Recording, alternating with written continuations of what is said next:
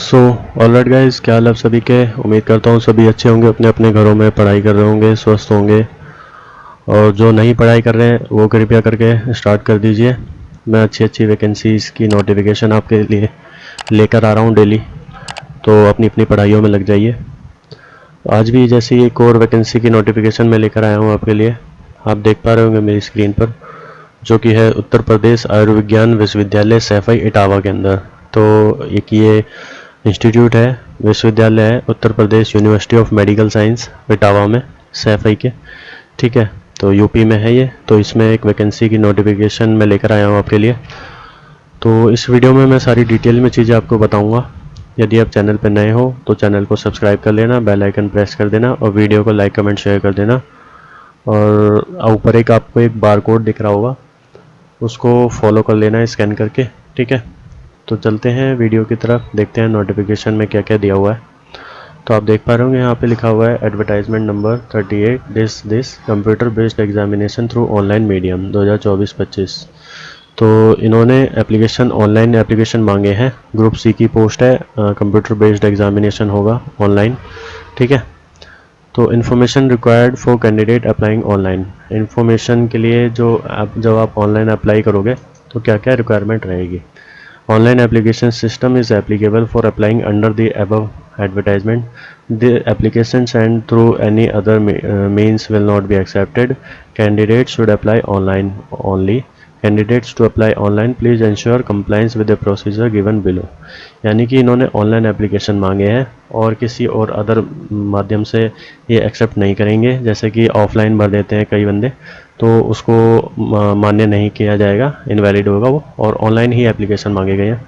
आपको online application form को भरते समय किन किन स्टेप्स को फॉलो करना है वो यहाँ पे लिखा हुआ है। पहले आपको रजिस्ट्रेशन करना होगा, फिर filling up the balance detail of the form, यानी कि जो आपके फॉर्म में रह गया है भरने के लिए वो भरना होगा। फिर आपको फ़ोटो, साइन वगैरह और जो अदर डॉक्यूमेंट ये मांगेंगे, जैसे 10वीं 12वीं या कास्ट सर्टिफिकेट जो भी है, वो आपको अपलोड करने हैं।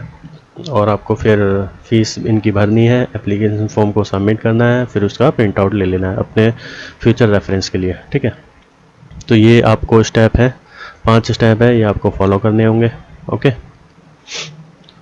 तो इसमें 18 से 40 साल तक एज मांगी गई है, वो अभी आपको मैं बताता हूँ। जैसे कि ये लिखा हुआ है, पहली पोस्ट है सीनियर एडमिनिस्ट्रेटिव असिस्टेंट, यानी कि वरिष्ठ प्रशासनिक सहायक। इसका पे स्केल आपका 25,500 से 81,100 तक रहेगा, लेवल 4 के लिए। ठीक है, एज इसमें 18 से 40 है। इसमें 30 वैकेंसी है और वैकेंसी का बाइफिकेशन ये दे रखा है।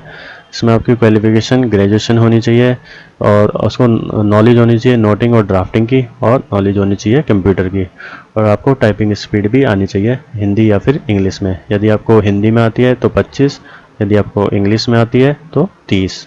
ठीक है, और 1 साल का अनुभव होना चाहिए गवर्नमेंट या फिर पब्लिक सेक्टर अंडरटेकिंग या फिर autonomous government organization including contractual outsource worker working in government organization. इसमें 1 साल का एक्सपीरियंस आपके पास होना चाहिए। ठीक है, after appointment candidate will be compulsorily required to learn bilingual typing in both Hindi English with the speed of 25-30 respectively। यानी कि यदि आपको एक ही लैंग्वेज आती है, एक ही लैंग्वेज में टाइपिंग आती है, या तो हिंदी में आती है या तो इंग्लिश में आती है, तो कोई दिक्कत नहीं है। जब आपका सिलेक्शन हो जाएगा तो आपको ये ज़रूरी है, कंपलसरी है कि दोनों लैंग्वेज, एक में तो आती है तो जिसमें नहीं आती वो भी आपको सीखनी पड़ेगी। कहने का मतलब दोनों आनी चाहिए। ओके, तो ये इनका कहने का मतलब है। दूसरी पोस्ट की बात कर लेते हैं हम, स्टेनोग्राफर की। इसमें लेवल 4 का आपका पे स्केल रहेगा 25,500 से 81,100 तक। इसमें भी आपकी 18 से 40 साल तक इसमें एज मांगी हुई है। 30 वैकेंसी है इसमें भी।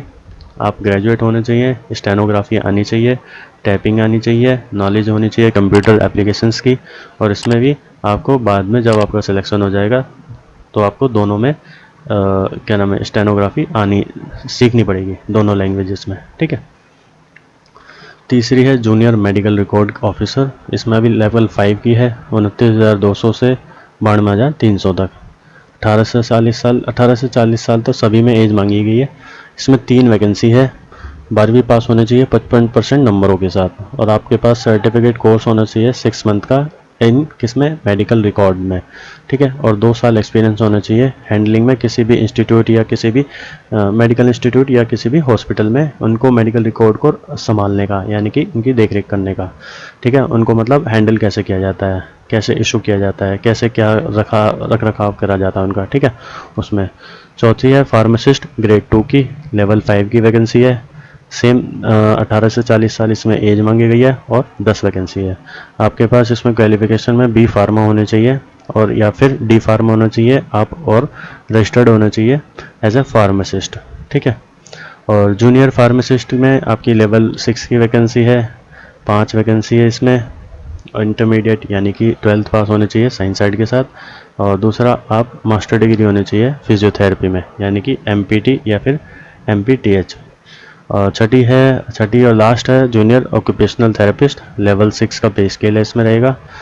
4 वैकेंसी है इसमें आपके पास, ये सेम इसमें 12वीं पास होना चाहिए साइंस साइड में, और आपके पास मास्टर डिग्री होनी चाहिए ऑक्यूपेशनल थेरेपी में, ठीक है।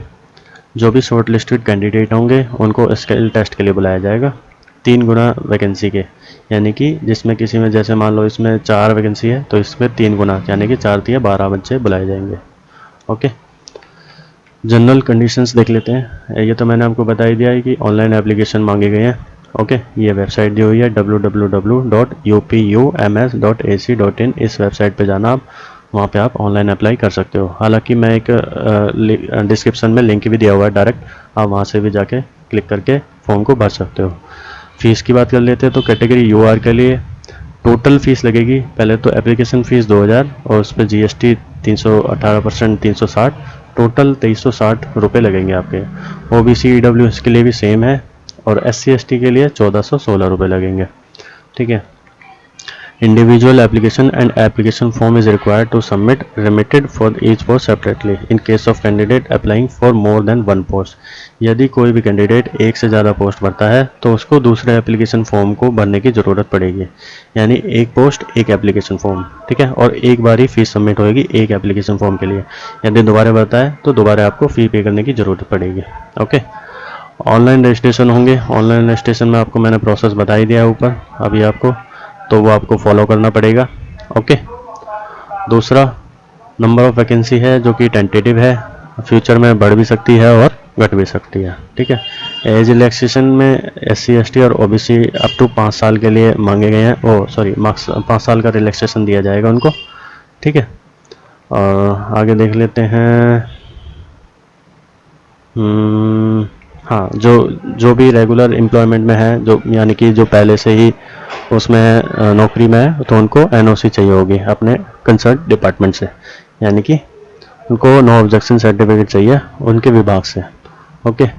एज लिमिट की गणना आपकी 1 जुलाई 2024 के तहत की जाएगी। 18 से 40 साल आपको एज मांगी गई है, वो मैंने आपको बता ही दिया है, ठीक है। और बस यही था एडवर्टाइजमेंट में।